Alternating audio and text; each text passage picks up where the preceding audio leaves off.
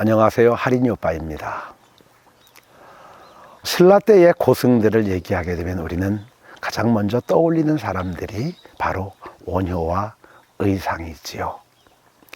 우리가 잘 아는 것처럼 의상과 원효는 당나라 유학길에 올랐다가 원효는 당항성 근처에서 되돌아오게 되었고, 의상은 끝내 배를 타고 장안으로 건너가게 됐습니다. 의상이 처음 찾아가려고 했던 분은 다름이 아닌 삼장법사, 곧 현장 스님을 만나러 갔었지요. 그런데 어떤 이유에선지 현장 스님 밑에서 배우지 않고 당시에 별로 유명하지 않았던 화엄학을 공부하셨던 종남산 그 끝자락에 있는 지엄 스님을 찾아가게 됩니다. 그래서 그 지엄 스님 밑에서 화엄학을 배우게 됩니다. 꽤 긴 시간, 적어도 7, 8년, 길게는 10여 년 가까운 시간 동안을 그는 당나라에서 유학을 하게 되지요. 당시 신라는 여러 가지로 어려운 상황들이었고, 당나라가 신라를 침범할 계획을 가지고 있다는 사실을 의상이 알게 됩니다. 진골 출신이었던 의상은 그것을 묵과할 수 없었고 그대로 자기가 가슴에 묻어둘 수 없는 상황이었죠. 그래서 서둘러 신라로 돌아가야 되겠다고 생각을 합니다. 그래가지고 자기가 10여 년 공부했던 그 공부의 내용들, 화엄학의 모든 것들을 논문으로 정리를 하지요. 그래서 그 정성을 들인 그 논문을 가지고 스승이신 지엄 스님께 찾아갑니다. 그리고 지엄 스님께 그 논문을 갖다 드립니다.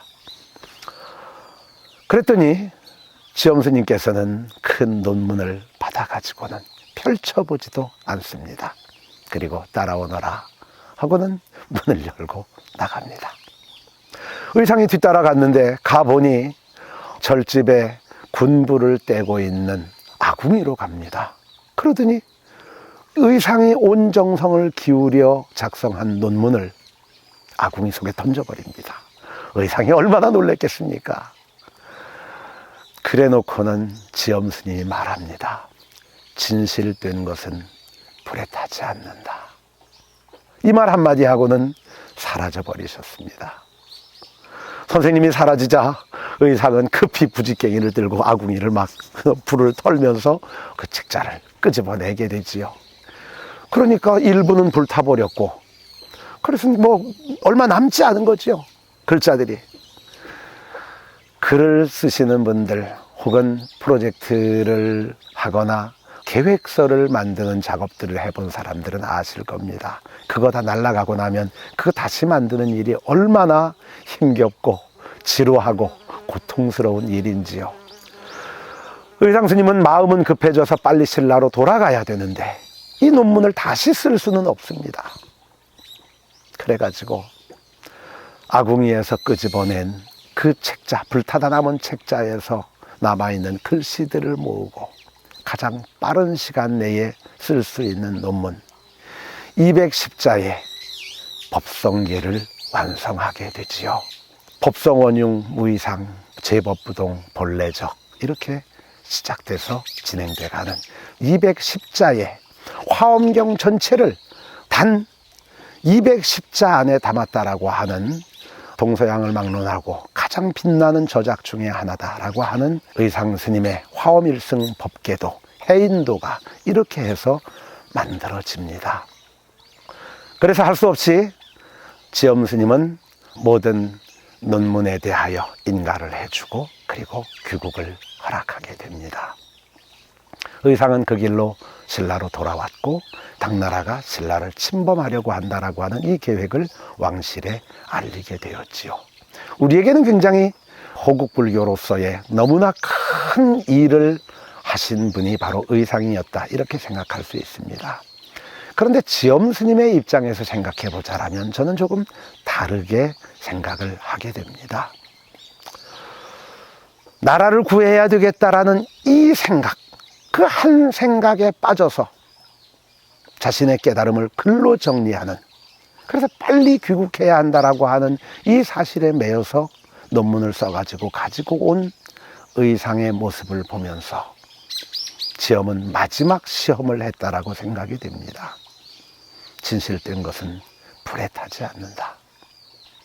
만일 그때의 그 가르침이 무엇인지를 깨달았다면 아마 의상은 동양의 화엄종의 3대조가 되어 계셨겠지요. 지엄 스님은 아궁이 속에서 부지깽이로 그 논문을 끌어내는 의상을 보면서 아마 실망하셨을지도 모르겠습니다. 화엄종의 3대조가 될 그릇이 아니구나. 내가 눈이 멀어 있구나. 그렇다면 돌아가라. 이렇게 말씀하시지 않았겠는가? 저는 그렇게 생각한다는 겁니다. 진실된 것은 불에 타지 않는다. 우리는 혹시 불에 타서 사라져버릴 그런 허망한 것을 쫓아서 우리의 인생과 우리의 청춘을 다 바치고 있지는 않은지요. 진실로 불타지 않는, 사라지지 않는 진실, 나는 그것은 바로 깨달음과 배움이라고 생각합니다. 그 배움을 쫓아간다라면 그 결과, 논문, 글 한 조각, 그럴듯한 성과물에 집착하지 않아도 된다는 것이지요. 깨달음은 글 몇 줄에 있지 않다. 너희의 배움은 너희가 만들어 놓은 성과물에 있는 것이 아니다. 그것을 만들어가는 과정 자체가 배움이며 그 과정 자체가 바로 깨달음이다. 이 말씀을 우리에게 들려주시지 않는가 싶습니다. 진실된 것은 불에 타지 않습니다. 여러분들이 진실된 것이라고 믿는 것 오늘 한번 화로 속에다가 집어 던져 넣어 보시면 어떨까 싶습니다.